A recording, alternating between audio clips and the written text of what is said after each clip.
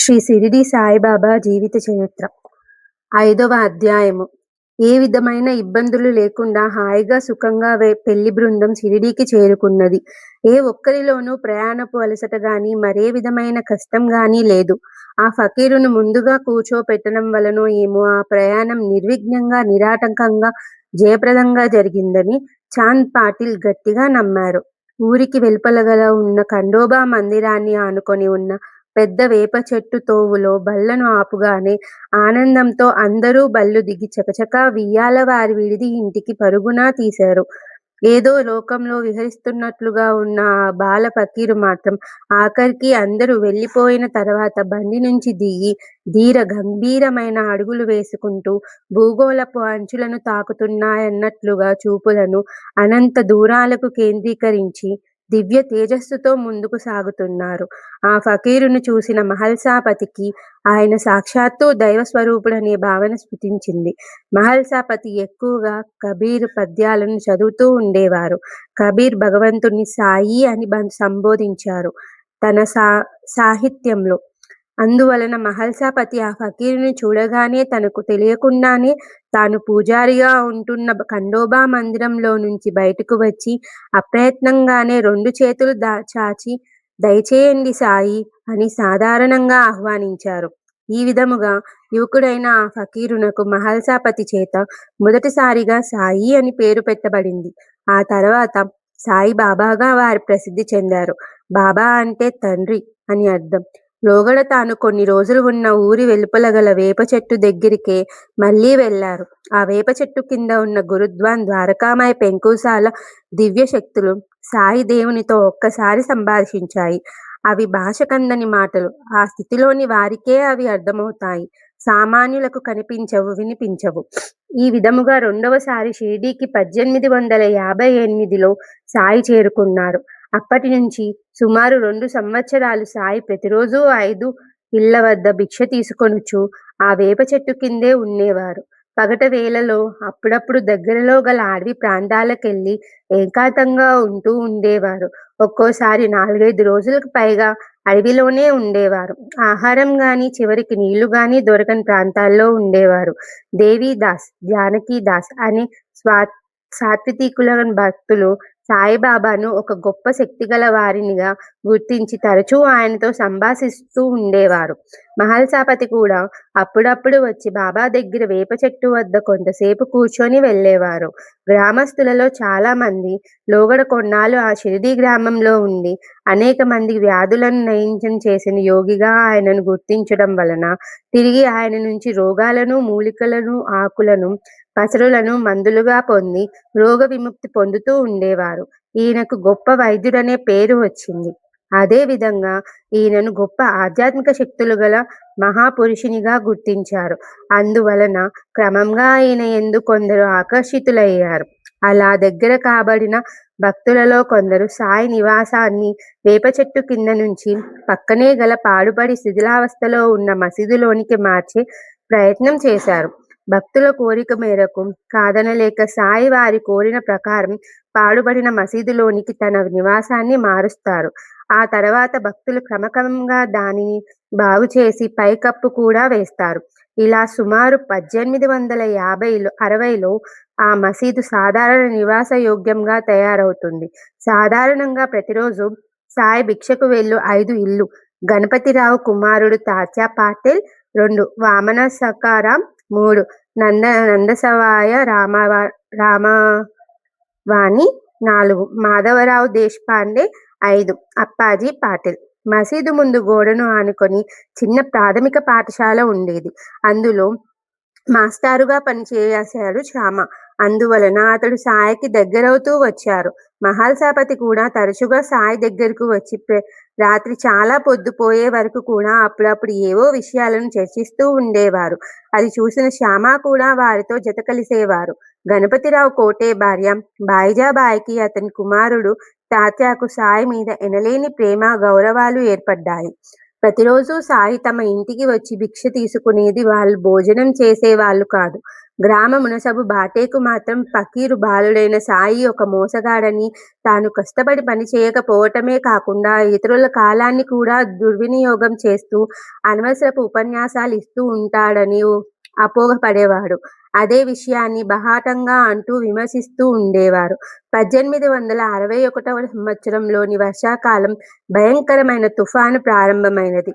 బాగోజీ షిండే అనే కుష్ఠిరోగి ఒంటరిగా నివసించే చిన్న పూరి గుడిసె తుఫాను గాలికి కొట్టుకొని పోతుంది. నీడలేని అతడు వర్షానికి తడిసిపోయి, చలిగాలికి వణుకుతూ, భరించలేని చలి బాధతో తెలిసిన వాళ్ళ ఇళ్ళ దగ్గరికి వెళతాడు. అతడు ఇంటి లోపలికి వస్తే అతని కుష్ఠవ్యాధి తమకు అంటుకుంటుందన్న భయంతో ఎవరూ లోపలికి రానియ్యరు. ఏం చేయాలో దిక్కుతోచని బాగోజీ అతి కష్టం మీద దయాళుడైన సాయి ఆయన ఆశ్రయిస్తాడేమోనని మసీదు వైపుకు నడుస్తూ ఉండగానే చలి బాధకు నరాలు కొరకడం తిరిగి అడుగులు వేయలేక పడిపోయి సాయి అని పెద్దగా కేక వేస్తాడు. అంతటి పెను తుఫానులోనూ సాయి పరుగు పరుగున వెళ్లి బాగోజీతో 2 చేతులతో ఎత్తు భుజంపై వేసుకొని మసీదుకు వస్తాడు. పూర్తిగా తడిసిన చలి బాధతో స్పృహలే కోల్పోయిన బాగోజీకి వేడిని ప్రసాదించాలంటే నిప్పు వెలిగే స్థితిలో వాతావరణం లేదు. వరుణదేవుడు విజృంభించినప్పుడు అగ్నిదేవుడు పరాజితుడు కాక తప్పదు. అగ్నిని ఆజ్ఞాపించటం వలన ఆ పరిస్థితులలో ఉపయోగం పెద్దగా ఉండదనే భావనతో వేప చెట్టు కింద భూగృహంలో జ్ఞాన జ్యోతి రూపంలో ఉన్న తల్లి ద్వారకామాయిని పిలుస్తారు సాయి. దీనులను, హీనులను రక్షించి తగిన జ్ఞానాన్ని అందించడానికి ఏర్పడిన సాయి అవతారానికి సహకరించటం కోసం వెంటనే ద్వారకామాయి అదృశ్య జ్యోతి రూపంలో వచ్చి మసీదు లోపల ఉన్న కట్టెలపై ప్రజ్వలించి వెచ్చని వేడిని అందించడం వలన వెంటనే బాగోజీ తెలివిని పొందుతారు. పవిత్రురాలైన ఆ జ్యోతి వేడి తొలిసారిగా తాకటం వలన దైవస్వరూపుడైన సాయి స్పర్శ వలన బాగోజీ కుష్ఠి వ్యాధం వెంటనే నయమైపోతుంది. క్షణాలలో ఈ వార్త షిరిడీ గ్రామమంతా పాకుతుంది. అంతవరకు సాయిని వైద్యుడు, జ్ఞాని అని మాత్రమే గ్రహించిన షిరిడీ గ్రామ ప్రజలు ఆయనను సాక్షాత్తు భగవంతునిగా ప్రార్థించగసాగారు. సాయి ఆనాటి నుంచి ఆ మసీదును ద్వారకామాయి అని పేరు పెట్టారు. మొట్టమొదటి తాను నివసించిన వేప చెట్టు కింద గురుద్వాన్ మరియు తన గురువైన వెంకూసా జ్యోతి రూపంలో ఉన్నారు కాబట్టి గురుస్థాన్ అని దానిని పేరు పెట్టారు. ద్వారకామాయిలో ఆనాడు వెలిగిన అగ్నిని నిరంతరం అలా వెలిగిస్తూనే ఉంటారు సాయిబాబా. కాలక్రమేణా ఆ అగ్నిహోత్రంలో కాలిన విభూదిని మందులుగాను బదులుగా ఇస్తూ ఉండేవారు. ఆనాటి నుంచి ఈనాటి వరకు నిర్విఘ్నంగా ద్వారకామాయిలో వెలుగుతున్న ఆ హోమగుండాన్ని నేడు మన ధుని అని పిలుస్తున్నాము. అందులో కాలిన బూడిదను విభూదిగా వాడుతున్నాము. ఒకనాడు నానావళి షిరిడీకి చేరుకొని బాబా దగ్గరకు వస్తారు. తన పాత పరిచయంతో మామా అని పిలవబోతారు. చుప్ అని సైగ చేస్తారు సాయి. మన పాత పరిచయాలు బంధాలకు తావులెక్కడిదా? కేవలం మనిద్దరి మధ్య ఆధ్యాత్మిక బంధం ఒక్కటే ఉండాలి అనే సాయి భావనను చక్కగా అర్థం చేసుకున్న నానావళి ఆనాటి నుంచి బాబాతో పాటుగా షిరిడీలోనే వేరే చోట స్థిర నివాసం ఏర్పరచుకొని ఉంటారు. సాయికి ప్రాణంగా మారు రూపంగా అన్నట్లుగా వ్యవహరిస్తూ బాబాను ఎవరు ఏమన్నా సహించకుండా వెంటనే ఖండిస్తూ ఉండేవారు. ఇతను బాబా కన్నా వయసులో చిన్నవాడైన ప్రాపంచిక అవధూతలు దాటిన అవధూత. బాబాకు క్రమంగా గ్రామంలోని ప్రజలంతా దగ్గర కాజోచున్నారు. ఎవరు ఏ పని ప్రారంభించాలన్నా ముందు సాయి దగ్గరకు వచ్చి చెప్పేదే మొదలు పెట్టేవారు కాదు. అంతటి స్థితిలో ఉన్నా కూడా బాబా అప్పుడప్పుడు చిన్న పిల్లలతో కలిసి వీధులలో గోళీలు ఆడుతూ పిల్లలలో పిల్లవాడిగా కేరింతలు కొడుతూ ఉండేవారు. కానీ ఒక్కొక్కప్పుడు అడవిలోకి వెళ్లి ఎక్కడెక్కడో తిరుగుతూ ఉండేవారు. ప్రతిరోజు బాబాకు భోజనం పెట్టకుండా తాను భుజించని బాయిజాబాయి ఆయనను వెతుక్కుంటూ భోజనం బుట్టలో పెట్టుకొని దానిని తలపై పెట్టుకొని ఎంత దూరమైనా నడుచుకుంటూ వెళ్లి ఆయనకు భోజనం పెట్టి తర్వాతే ఇంటికి వచ్చి మరీ తాను భుజించేది. ఆమె కుమారుడు తాచా కూడా ఆమె వెంట వచ్చేవారు. అతను బాబా భుజాలపై ఎక్కి ఆడుకుంటూ మామా అని పిలుస్తూ ఉండేవారు. ఆ బాలునిపై బాబాకు కూడా ఎంతో ప్రేమానురాగాలు కురిపించేవి.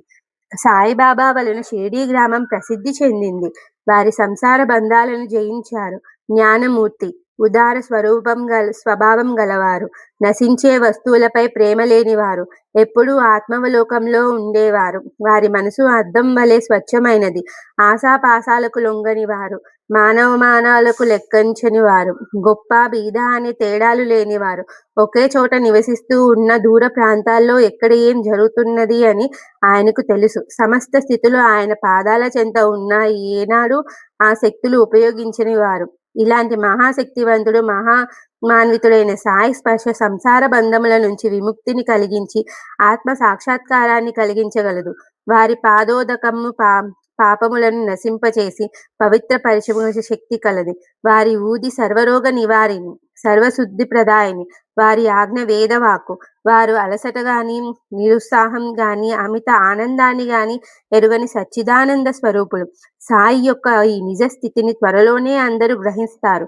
ఆ తొలి రోజులలోనే వీరు అనాథులు కోరిన, దీనులు కోరిన వెలసిన కారుణ్యమూర్తి అని విఠలుని వృద్ధి భక్తుడైన గౌళీ బువా అనే అభిప్రాయాన్ని చెబుతారు. ఒకసారి మహమ్మదీయులు తంబోలి అనే వానితో కుస్తీ పట్టి సాయి ఓడిపోయినట్లు నటిస్తాడు. కానీ ఆనాటి నుంచి మహమ్మదీయుల్లోని అహంకారం తొలగిపోయి కుస్తీలు పట్టడం మానేసి క్రమంగా ఆత్మ సాక్షాత్కారం కోసం పాటుపడతారు. జౌహర్ అనే ఒక కపట గురువు అహ్మద్ నగర్ నుంచి వచ్చి సాయిబాబా తన శిష్యుడని చెప్పుకుని ఆయనను వెంట తీసుకొని రహటా అనే గ్రామానికి వెళతారు. బాబా ఏ విధమైన అడ్డంకు చెప్పకుండా ఆయన వెంట శిష్యునిగానే వెళ్ళి సుమారు 6 నెలల కాలం శిష్యుని వలె సేవ చేస్తారు. అతనిలో ఎన్ని లోపాలున్నా వాటిని ఎత్తి చూపకుండా ఆదర్శ శిష్యునిగా ఎలా ప్రవర్తించాలో అక్కడి వారందరికీ ఆచరించి చూపించారు సాయి. ఆ తర్వాత షిరిడీ గ్రామస్తులు ఆ కపటి గురువు గుట్టురట్టు చేసి సాయిని తిరిగి షిరిడీకి తీసుకొస్తారు. బాబా ప్రేమను కొంతకాలం అనుభవించి ఆ తర్వాత కొంతకాలం వారి దూరంగా రహటాలో ఉన్నప్పుడు ఆ ప్రేమ అందరిలోటును షిరిడీ ప్రజలు తెలుసుకున్నారు. సాయి మాతృ స్వరూపుడని, ప్రేమపూర్వమైన వారి మాటలే తమకు అమృత తుల్యాలని ఆ గ్రామ ప్రజలు గ్రహించగలిగారు. సాయిని తిరిగి షిరిడీకి తీసుకువచ్చిన ఆనందం కొందరిలో ఆనంద బాష్పాల రూపంలో జలజలా కన్నీరుగా కారుతుంది. అప్పుడు వారికి సాయి ఈ విధముగా తన సందేశాన్ని అందిస్తారు. నేను మీకు దూరంగా ఉన్నానా, దగ్గరగా ఉన్నానా అని మీరు ఆలోచించవలసిన పని లేదు. మీరు ఎంత దూరంలో ఉన్నా, ఏం చేస్తున్నా అన్నీ నాకు తెలుస్తూనే ఉంటాయి. మీ అందరి హృదయములను పాలించేవాడను నేను. ప్రపంచం ముందు గల చరచరా జీవకోట్లన్నిటినీ అవతరించిన ఉన్నాను. ఆ జగత్తును నడిపించు సూత్రధారి అయిన జగన్నాథ నేను. ఇంద్రియ చాలకుడును, స్ఫూర్తి స్థితి లయ కారకుడును నేను. ఎవరు తమ దృష్టిని నాపై కేంద్రీకరించెదరో వారిని ఏ హాని బాధ ఉండదు. నన్ను మరచు వారికి మాయ శిక్షించును. తొలిసారిగా బాబా నుంచి అధికారపూర్వకమైన తన నిజ స్థితిని గురించిన అమృత సమాజమైన ఆ మాటలు విన్న భక్తులు సాయికి పాదాభివందనం చేసి తరించి ఆనందించారు. ఈ విధముగా క్రమక్రమంగా గ్రామంలోని చాలా మంది పెద్దలు, పిన్నలు, స్త్రీలు, పురుషులు, ఆడ, మగ అనే భేదం లేకుండా ప్రతిరోజు బాబా దగ్గరకు వచ్చి దర్శనం చేసుకొని నమస్కరించి తర్వాత తమ నిత్య కృత్యాల్లోని ప్రవేశించేవారు. అలా వచ్చే భక్తులందరికీ బాబా తన చేతిలో స్వయంగా ఊది ప్రసాదం ఇస్తూ ఉండేవారు. ఆజానుబాహుడైన బాబా పైనుంచి కింద వరకు ఒకే బారు లాల్చీలు తొడుక్కొని తలపై గురువు పెంకుసాయ ఇచ్చిన తలగుడ్డను ఎప్పుడూ కట్టుకొని ఉండేవారు. ఎడమవైపు భుజాలను జోలి తగిలించుకొని తిరిగేవారు. బట్టలు కఫ్ని బాగా మాసిపోయి చిరిగిపోయినా పట్టించుకునేవారు కాదు. భక్తులు ఎవరైనా పట్టుబడితే వారిని ఉతకడానికి ఇచ్చేవారు. భిక్ష చేసుకొచ్చిన ఆహారంలో కొంత భాగం తనకు దగ్గరకు వచ్చిన పశు పక్షాదులకు పెట్టి మరికొంత తల్లి దునికి సమర్పించి ఆ తర్వాత మిగిలినది తాను భుజించేవారు. ఒక్కొక్కసారి పశువులు, పక్షులు ముక్కులతో, ముట్టులతో ఆహారాన్ని కలికేవి. బాబా వాటిని తరిమి వేయటం గాని, అసహ్యపడటం గాని చేసేవారు కాదు. అప్పుడప్పుడు కాళ్లకు గజ్జెలు కట్టుకొని తకియా అనుచోట తరచుగా నృత్యం చేస్తూ భక్తి గీతాలాపన చేసేవారు సాయి. ఆయన కంఠం ఎంతో మధురంగా ఉండేది.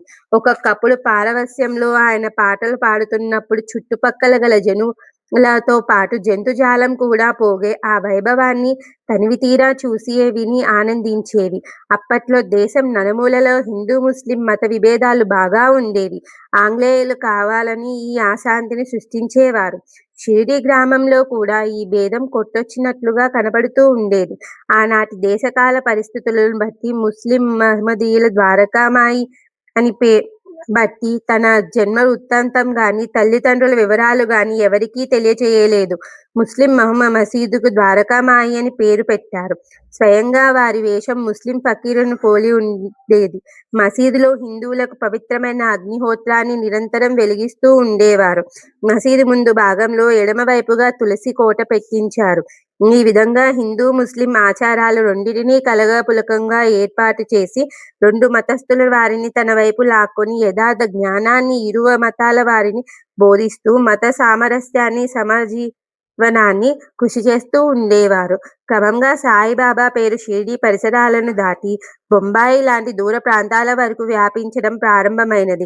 డాక్టర్లకు అసాధ్యమైన జబ్బులు సాయి విభూతితో నయమవుతూ ఉండేవి. వారి పాదతీర్థం అమృతతుల్యమై సంజీవినిలా పనిచేసేది. అసాధ్యమైన పనులు కూడా సాయిబాబాకు మొక్కి తిరిగి ఇంటికి వెళ్లేలోపుగానే పూర్తి అవుతూ ఉండేవి. వారి వద్దకు వచ్చే భక్తులలో అప్పట్లో ఎక్కువగా ఆర్ధార్తులు ఉండేవారు. హిందూ, ముస్లింలే కాకుండా సిక్కులు, పారసీకులు, క్రైస్తవులు కూడా వారి వద్దకు వస్తూ ఉండేవారు. మహల్సాపతి ప్రతిరోజు బాబాకు నిత్య పూజ స్వయంగా చేసేవారు. శ్యామ వచ్చే భక్తుల అవసరాలను చూస్తూ ఉండేవారు. వచ్చిన భక్తులలో కొందరిని బాబా దక్షిణం అడిగేవారు.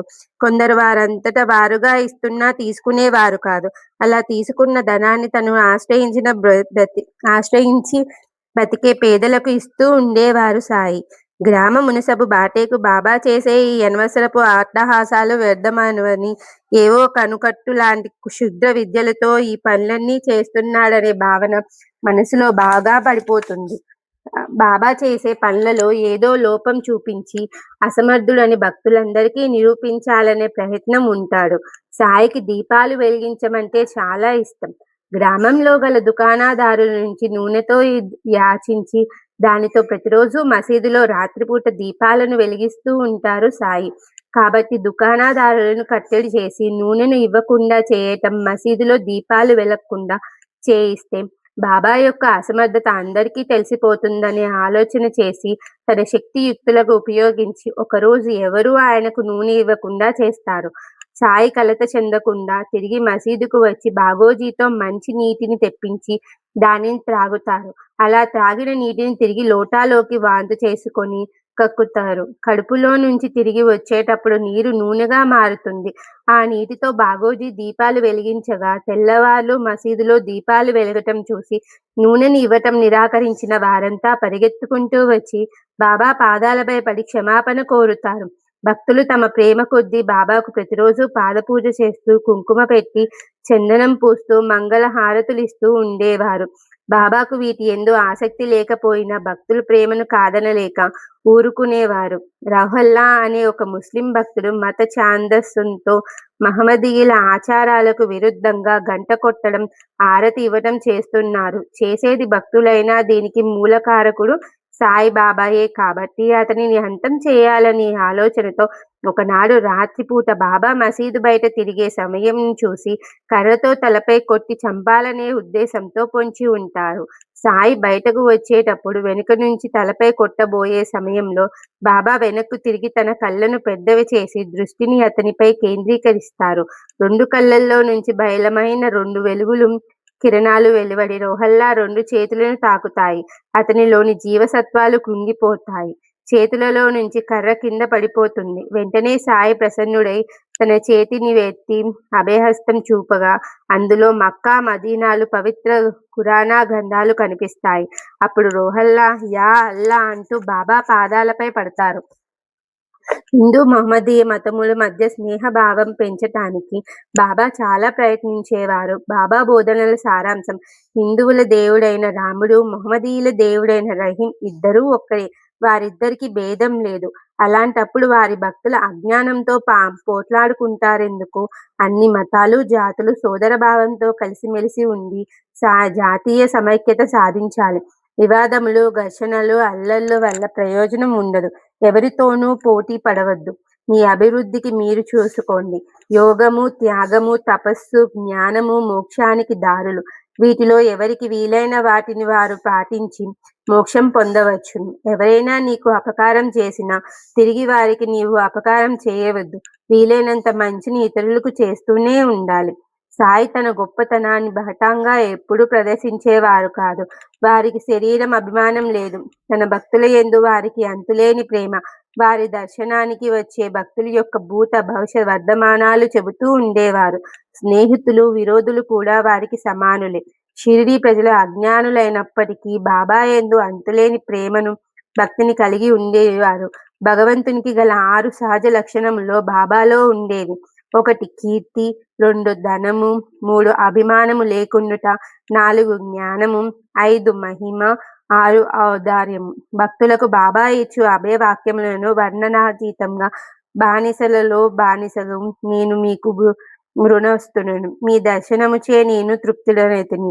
నీ పాద దర్శనము నాకు భాగ్యము. మీ అశుద్ధములో నేను ఒక పురుగు వంటి వాడిని. బాబా యొక్క ఈ వాక్యములను బట్టి భక్తుల యందు ఆయనకు ఎంత ప్రేమాభిమానాలలో ఎవరికి వారు నిర్ణయించుకోవచ్చు. మనవలనే సాధారణ మానవాకారంలో బాబా కనిపిస్తూ ఉన్న ఆయన పరబ్రహ్మ రూపుడు అందరి మనసులలో ఉండేవాడు. వారి మనసులో ఎవరి ఎందున దేని ఎందున అభిమానము ఉండేది కాదు. కానీ బయటకు కోరికల పుట్టవలే కనిపించేవాడు. వారి మనసు ఎప్పుడూ ప్రశాంతంగా ఉండేది. కానీ తరచుగా తిడుతూ, కేకలేస్తూ, పిచ్చివాని వలె అరుస్తూ ఉండేవారు. ఎప్పుడూ ఆత్మావలోకంలో చేస్తూ ఉండేవారు. అల్లా మాలిక్ అంటూ ఉండేవారు. మసీదు గోడకు ఆనుకొని ఊది ప్రసాదం భక్తుల క్షేమములో కొరకు పంచిపెడుతూ ఉండేవారు. మొట్టమొదటి మహల్సాపతి కూడా బాబా ఒక మహమ్మదీయ ఫకీర్ అని భావించారు. కానీ క్రమక్రమంగా బాబాతో పరిచయం పెరగడం వలన నీళ్లను నూనెగా మార్చి మసీదులో దీపములు వెలిగించడం నాటి నుంచి బాబా సాక్షాత్తు భగవత్ స్వరూపుడని నమ్మి ప్రతిరోజు గంధాక్షరాలతో బాబాను దైవం వలె పూజ చేసేవారు.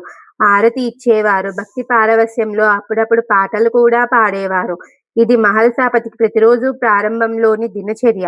రోహల్లా, రంగారి మొదలైన మహమ్మదీయుల భక్తులు బాబా పూజ విధానాలు చూసి సరిపెట్టుకున్న కొందరు మహమ్మదీయుల మత ఛాందస్సులు సంగమనేరులోని తమ మత గురువు సలహాపై బలిష్టమైన 10 మంది మహమ్మదీయులను తీసుకొని ఒకనాడు ఉదయం మసీదు చుట్టూ పెద్ద పెద్ద కర్రలతో కాపు కాచి ఉంటారు. బాబాను పూజించే వారిలో ప్రధానుడైన మహల్సాపతి పిరికివాడు. మామూలుగానే పూజ ద్రవ్యాలు పళ్ళెం తీసుకొని మసీదుకు వస్తాడు. అప్పుడు వారిలోని ప్రముఖుడైన తంబూరి మహల్సాపతిని పిలిచి, ఎవరైనా సరే బాబాకు గంధాక్షరాలతో పూజ చేస్తే వాళ్ళను చావకొడతామని హెచ్చరిస్తారు. భయపడిపోయిన మహల్సాపతి మసీదుకు బయట నుంచి చాలా దూరం నుంచి బాబాకు రోజూ తాను పూజ చేసే విధంగా షోడశోపచార ధ్యాన ఆవాహనాది పూజలు చేస్తూ ఉంటాడు. పరిస్థితి గమనించిన బాబా, రమ్ము, లోనికి రమ్ము, ఎప్పటి వలె గంధం పుష్పాలతో నీవు పూజ చేసుకొనుము. నిన్ను ఎవరు కొట్టెదరో నేను చూసెదను అంటూ సటకాను నేలపై కొడతారు. మేఘ గర్జన లాంటి బాబా యొక్క ఆ కంఠధ్వనిని మహమ్మదీయులంతా భయపడిపోయి వెళ్ళిపోతారు. కానీ మహల్సాపతికి భయం పూర్తిగా పోదు. ఇంటికి వెళ్ళేటప్పుడు వాళ్ళు తనను చావు కొడతారేమోనని భయపడి ఆ విషయం బాబాతో అంటారు. అప్పుడు బాబా కరుణా సముద్రుడై మహల్సాపతికి ఇచ్చిన అభయం, వీరు కానీ ఇంకెవరైనా కానీ ఇక్కడ కానీ ఇంకెప్పుడైనా కానీ ఈ జన్మలో కానీ ఇంకొక జన్మలో కానీ నీకు అపాయము కలిగించేవారు ఎవరూ ఉండరు. నిన్ను 1000 కళ్ళతో నేను రక్షిస్తూ ఉంటాను. నిర్భయముగా ఇంటికి తిరిగి వెళ్ళు. బాబా పలికిన అభయ ఏ దేవుడు ఏ భక్తులకి ఇంతవరకు ప్రసాదించి ఉండలేదు. దయామయుడైన సాయి ఆనాడు మహల్సాపతికి ఇచ్చిన అభయం ఈనాడు భక్తి శ్రద్ధలతో దీనిని పారాయణం చేయే భక్తులందరికీ అందించుగాక. భక్తి శ్రద్ధలతో ఈ అధ్యాయాన్ని పారాయణాన్ని చేసిన వారికి విరోధులు కూడా ఆప్తమిత్రులుగా మారుగాక. వారికి గల ఈతి బాధలు తొలగి శాంతి సౌఖ్యములు సాయి పేరున లభించుగాక. ఓం శాంతి శాంతి శాంతి. 5వ అధ్యాయము సంపూర్ణము. ఓం నమః శివాయ.